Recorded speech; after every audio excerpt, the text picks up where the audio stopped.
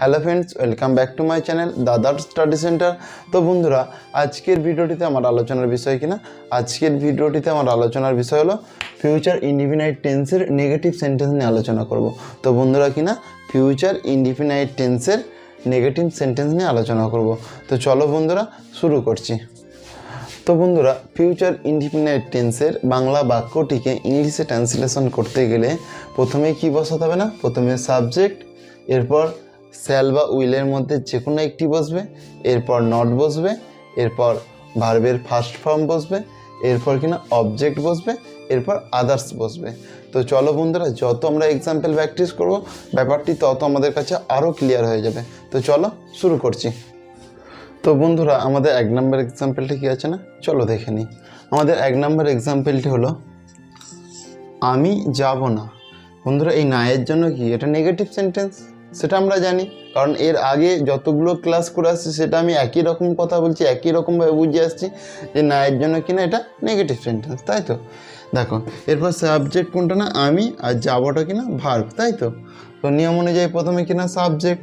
তো আমি ইংরাজি কি, আমি ইংরাজি আই, আর এই সাবজেক্ট দেখে এই শ্যাল কিংবা যে উইল, এই যে শ্যাল উইলের মধ্যে তো যে কোনো একটা বসাতে হবে। সেটা আমি কি দেখে বুঝতে পারবো, সেটাই সাবজেক্ট দেখেই বুঝতে পারবো এখানে শ্যাল হবে নাকি উইল হবে। সাধারণত আয়ের পর কি বসে না, শ্যাল বসে, সেই জন্য আমি শ্যাল বসিয়ে দিলাম। তাহলে কি হলো না, আই শ্যাল। এরপর নিয়ম অনুযায়ী যে নট আছে, এই নটটা বসিয়ে দিলাম। এরপর ভার্বের ফার্স্ট ফর্ম যাবো, যা ইংরাজি গো, যা ইংরাজি গো। এরপর আমি ভার্বের ফার্স্ট ফর্ম বসিয়ে দিলাম।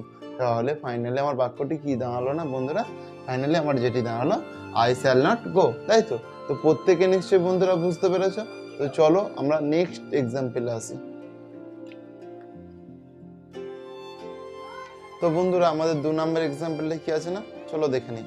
আমাদের 2 নম্বর এক্সাম্পলটি হলো তুমি সেখানে যাবে না, তাই তো। এই না এর জন্য বন্ধুরা এটা আমার নেগেটিভ সেন্টেন্স, তাই তো। এরপরে দেখো, তুমিটা সাবজেক্ট, আর যাবে, যাওয়াটা ভার্ব, মানে যাবে মানে এটা ভার্ব, কাজ করা বোঝাচ্ছে, আর সেখানে বন্ধুরা অবজেক্ট, তাই তো।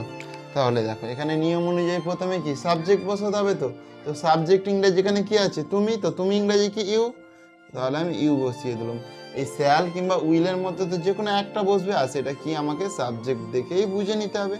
তাহলে দেখো বন্ধুরা, সাবজেক্ট যে তুমি, এখানে তুমি মানে ইউ, ইউ এর পর সবসময় কি বসে না, এই দুটোর মধ্যে এইটা বসে, উইল বসে। তাহলে ইউ উইল, তাই তো, ইউ উইল হয়ে গেল। এরপর এই নটটা এখানটায় বসিয়ে দিলাম, ইউ উইল নট। এরপর দেখো, যাওয়া, যা ইংরেজি গো, কারণ আমাকে ভার্বের ফার্স্ট ফর্ম, ভার্ব কি এখানে যাওয়া, তো ওই জন্য আমি গো বসিয়ে দিলাম। এরপর আমার অবজেক্ট, তাই তো। এখানে অবজেক্ট বন্ধুরা কি, সেখানে ইংরেজি দেয়ার। তাহলে ফাইনালি আমার বাক্যটি কি দাঁড়ালো না, ইউ উইল নট গো দেয়ার, তাই তো। তো প্রত্যেকে নিশ্চয়ই বুঝতে পেরেছো। তো চলো বন্ধুরা, আমরা নেক্সট এক্সাম্পলে আসি। তো বন্ধুরা, আমাদের 3 নম্বর এক্সাম্পলটি কি আছে না, চলো দেখে নিই। আমাদের 3 নম্বর এক্সাম্পলটি হলো সে ভাত খাবে না, তাই তো। এখানে না এর জন্য বন্ধুরা এটা আমার নেগেটিভ সেন্টেন্স, তাই তো। এখানে সাবজেক্ট সে, তাই তো, আর খাবে মানে খাওয়াটা কাজ করা বোঝাচ্ছে, তো তাহলে খাওয়াটা এখানে ভার্ব, তাই তো। এরপর ভাত অবজেক্ট। আর একটা যেটা বন্ধুরা, এটা এই ক্লাসে একটাও আলোচনা করা হয় না। দেখো, সে ভাত খাবে না মানে কাজটা এখনো হয়নি, তাই তো, ভবিষ্যতে হবে, মানে ভবিষ্যতের ব্যাপার আছে, সেই জন্যই এটা ফিউচার আর ইনডিফিনাইট টেন্স, আর এটা নেগেটিভ, কারণ না যে দেওয়া আছে সেই জন্য এটা নেগেটিভ সেন্টেন্স, তাই তো। দেখো, এরপর দেখো, আমরা এই বাংলা বাক্যটিকে ইংলিশে ট্রান্সলেশন করি। প্রথমে দেখো আমার সাবজেক্ট, সাবজেক্ট ইংরেজি কি এখানে সে, তাই তো। তো প্রথমে কি আছে না বন্ধুরা, সাবজেক্ট, তো এখানে সাবজেক্ট সে, তাহলে সে ইংরেজি হি, সে ইংরেজি হি। এরপর এই শ্যাল উইলের মধ্যে যে কোনো একটা বসবে শ্যাল উইলের মধ্যে যে কোনো একটা বসবে, আর সেটি আমাকে সাবজেক্ট দেখেই বুঝে নিতে হবে।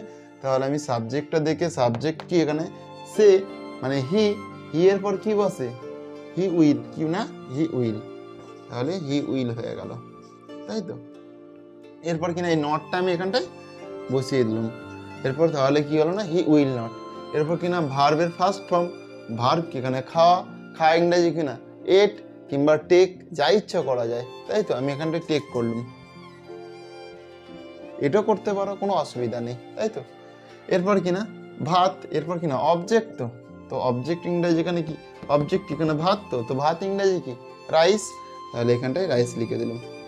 তাহলে আমার কি হলো না, he will not take rice, তাই তো। তো প্রত্যেকে নিশ্চয়ই বন্ধুরা বুঝতে পেরেছো। তো চলো আমরা নেক্সট এক্সাম্পল আসি। তো বন্ধুরা আমাদের 4 নাম্বার এক্সাম্পলটি কি আছে না, চলো দেখে নিই।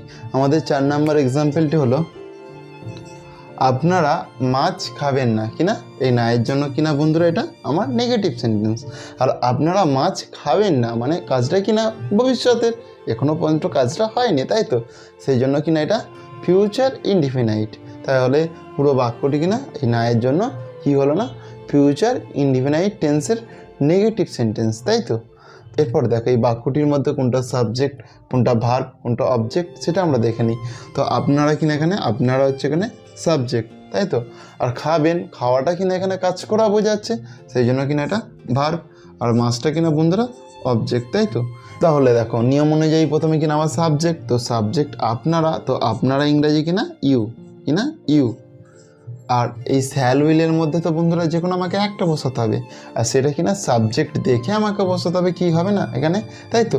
তো ইউ এর পর সবসময় কিনা উইল হয়, কিনা এই শ্যাল উইলের মধ্যে এই উইল হয়, সেই জন্য আমি এখানটা উইল বসিয়ে দিলাম, তাই তো।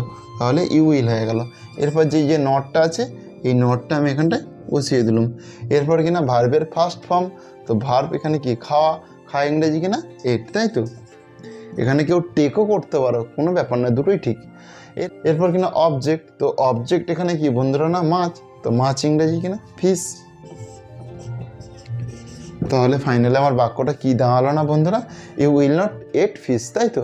প্রত্যেকে নিশ্চয়ই বুঝতে পেরেছো, কারো নিশ্চয়ই বুঝতে অসুবিধা নেই। তো চলো আমরা নেক্সট এক্সাম্পলে আসি। তো বন্ধুরা আমাদের 5 নাম্বার এক্সাম্পলটি কি আছে না, চলো দেখে নিই। আমাদের 5 নাম্বার এক্সাম্পলটি হলো প্রধান শিক্ষক তোমার ব্যবহার সমর্থন করবেন না, কিনা প্রধান শিক্ষক তোমার ব্যবহার সমর্থন করবেন না। তো বন্ধুরা এখানে সাবজেক্ট কিনা, এখানে সাবজেক্ট হচ্ছে প্রধান শিক্ষক, তাই তো। আচ্ছা, সমর্থন করবেন না এটা কিনা আমার ভার্ব, এই না এর জন্য কিনা বন্ধুরা এটা আমার নেগেটিভ সেন্টেন্স, তাই তো। সমর্থন করাটা কিনা এটা আমার ভার্ব, মানে এরপর কি তোমার ব্যবহার, কিনা তোমার ব্যবহার এটা কিনা বন্ধুরা আমার এটা অবজেক্ট, তাই তো। তো দেখো এরপর আমরা এই বাংলা বাক্যটিকে ইংলিশে ট্রান্সলেশন করার জন্য এখানে যে এই রুলসটি আছে এই রুলসটিতে পরপর ফেলে দেখি। দেখো প্রথমে কিনা আমার সাবজেক্ট এই বাক্যটিতে কিনা প্রধান শিক্ষক, সেই জন্য আমি হেডমাস্টার করলাম, তাই তো। এরপর এই শ্যাল উইলের মধ্যে কি হবে না, উইল হবে, কারণ যেহেতু এটা আমার একটা থার্ড পারসন সিঙ্গুলার নাম্বার, তাই তো। তাহলে আমি উইলটা বসিয়ে দিলাম।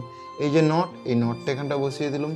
ভার্বের ফার্স্ট ফর্ম, কিনা ভার্বের ফার্স্ট ফর্ম এখানে সমর্থন করবেন বা সমর্থন করা মানে কি, সমর্থন করা মানে হচ্ছে অ্যাপ্রুভ, কিনা অ্যাপ্রুভ, সেই জন্য আমি অ্যাপ্রুভ লিখে দিলাম, তাই তো।